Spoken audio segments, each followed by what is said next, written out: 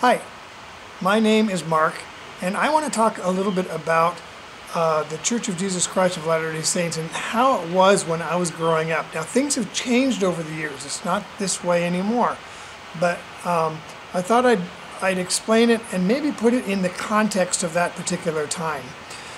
During the time when I was a youth, blacks were not allowed to hold the priesthood, nor could they go to the temple. Now, what that meant was, because the church believes in different degrees of heaven, that they couldn't get to the very highest degree, to the highest part of the highest degree, shall we say. And the church believes in marriage that goes forever, and it meant that they couldn't do marriage that goes forever because they couldn't go to the temple. They couldn't get their endowments. They couldn't hold the priesthood. And as such, it meant that in the heavens they were going to be ministering angels, ministering to those who made it. In other words, the righteous white people. Now that sounds pretty racist, doesn't it? Let's get it into context so that it can be kind of understood. This was a concept that I'm not quite sure when it began, but it was the doctrine of the church. And it was the doctrine of the church for 150 years. Brigham Young did several talks on it. He was not exactly very nice as far as what he called blacks. And there were several talks given by him and other general authorities and the prophets of the church since then, stating that this particular thing was a doctrine of the church. Now, there's a difference between a doctrine and a policy. Now, if it was a policy of the church, then it would mean that the church was definitely racist, because that would be a racist policy.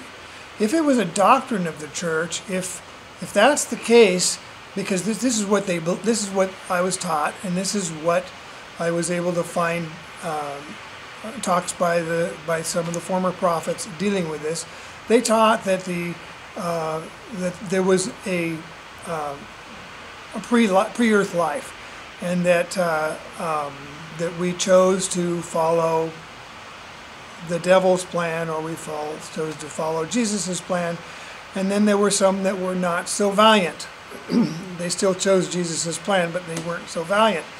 And the ones that weren't so valiant were given a curse, and that's if when they came to the earth, they would have a dark skin, and they wouldn't be allowed to have the fullness of the gospel. They wouldn't be allowed to go to the temple. They wouldn't be allowed the fullness, because their first estate, as they called it, they didn't keep as well as the others. And so basically they were like a lower class. Now, that sounds racist too, doesn't it? Now let's hear it. Let's understand it into perspective of the time. If God was the one who says it in the belief, now I don't believe this anymore, but this is what I was raised with. So think of the logic. If God is the one who says it, then that's it. You kind of stuck with what God says, right? If God says that if God says to the children of Israel, go into one place and kill every man, woman, and child, which is what happened in the Old Testament, then you do what God said, right? Then you just do it. So if God says that the black people are not supposed to have the priesthood and are going to be ministering angels and are below the white people, then if God says it, then what are you going to do? This was the position that I was put in on my mission. This was a doctrine we weren't exactly excited about, but I remember I accepted it.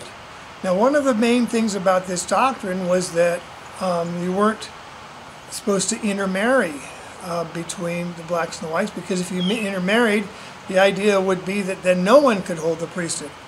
And in fact, Brigham Young said that the penalty for marrying someone intermarriage was death on the spot. Pretty serious. Not that they did it, but that's what he said.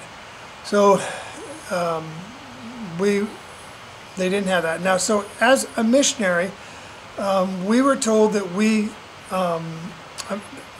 black people could be members of the church, but we were not allowed to actually proselyte to them.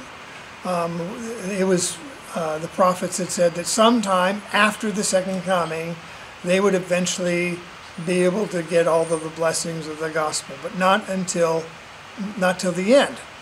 So, so we weren't allowed to proselyte to them. And if we knocked on a door and it was someone who was black, all we were supposed to do, we were told, was to tell them we were missionaries for the Church of Jesus Christ of Latter-day Saints, be nice to them because they were children of God, but to just invite them if they want to come to church, they can come to church. But we were not to actively proselyte them to become members of the church. So I served my mission in Denver, Colorado, and I remember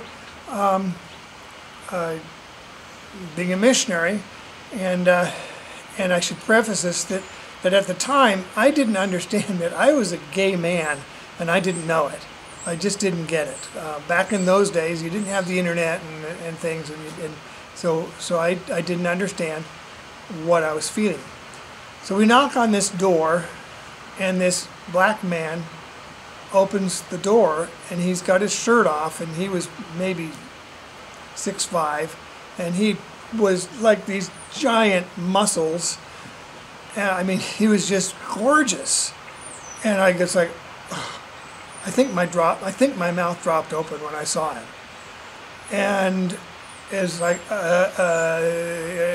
we're missionaries for the Mormon church, and we have a church down the road, and if you ever want to go to church, you can always go down. And he was very nice. Oh, thank you very much, and so much.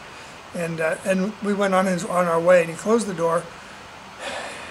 And I thought, well, what happened to me here? Why was he so attractive to me?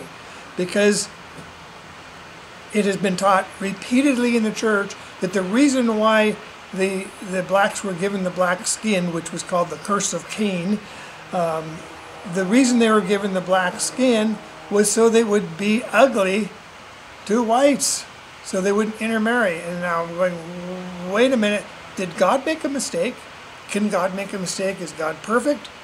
He's supposed to be perfect. He can't make mistakes. Then why?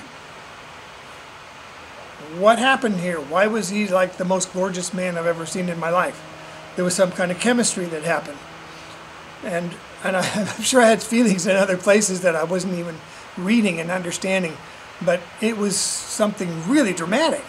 And the rest of my mission, I kept thinking about, like, what happened with that? And years went by. Now, it was only 2 years after my mission, the prophet of the time, Spencer W. Kimball, had a revelation. And the revelation was that the blacks could have the priesthood, and they gave the priesthood to all of the blacks. And since that time, the church has completely backed off the whole idea of interracial marriage and all that. You can marry anyone you want. They just encourage you to marry members of the church. So some people have said that this was only a doctrine of the church. I mean, it was a doctrine of the church, and some people are saying that it was only a policy of the church. I can tell you right now, from the readings I've read, it was a doctrine of the church. It was taught by the prophets as doctrine. Now, if it was a doctrine of the church, fine, then that means if there's a God, that's what God wanted. However, the doctrine has either changed or been dropped or something. So there's a problem there somewhere that I don't quite understand. If it's a policy of the church, then it means that the church was racist up until 1978, and that's a fact we have to deal with too. And you'd wonder then why, since that was 150 years, this was 150 years after the church was organized, and the church believes that they have prophets that get revelation, just like Moses did, like, when he came down with the 10 Commandments, that they, that he has the prophet has a direct line with God. and so God can speak to him literally, right, and tell him what the Lord wants for the whole world and for the church. And so why would that not be corrected and cause 150 years of suffering for those people who were black, who wanted to be members of the church and who wanted to be married in the temple and who wanted to have the full blessings of the gospel? So that is a bit of a question that I have, a big question I have, and I think it's probably a problem that's going to always follow the church. That at the time that Spencer W. Kimball actually wrote in his diary of how he got the revelation. There was a lot of pressure on the church at the time. They were calling it racist, and there was threats that they would take away the tax-exempt status. They weren't going to broadcast the BYU games anymore, and they also had just built a temple in Brazil, and there were a lot of people of mixed race. You couldn't tell what they were, if they had any African blood in them. It was all if it was African blood, and supposedly if you had any, you weren't supposed to be able to have the full, be able to go to the temple.